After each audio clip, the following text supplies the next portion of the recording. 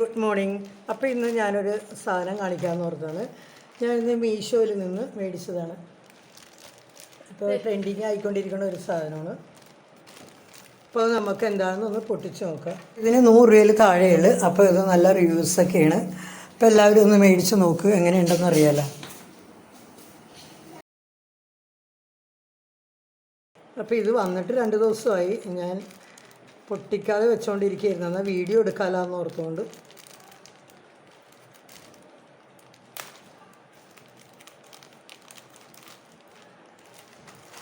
അപ്പോൾ ഇതാണ് സംഭവം. ഇതുണ്ട്.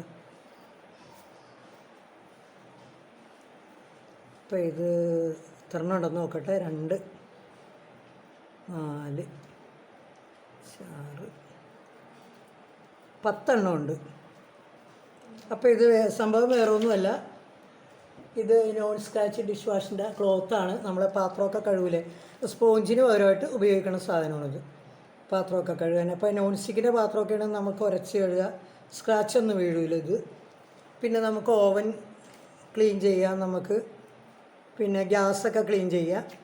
പിന്നെ നമ്മൾ ഈ ആപ്പിളൊക്കെ മേടിച്ച് കഴിച്ചാൽ ആപ്പിളിൻ്റെ പുറത്തൊരു മെഴുമെഴുപ്പുണ്ടല്ലോ, മെഴുക്ക് പോലെ ഉണ്ടല്ലോ, അതൊക്കെ ഇതുകൊണ്ട് ശരിക്കും ഇങ്ങനെ മടക്കി പിടിച്ചിങ്ങനെ തൂത്തിടണമെങ്കിൽ ആപ്പിളിൻ്റെ പുറത്തുള്ള ആ മെഴുക്കൊക്കെ പോകും.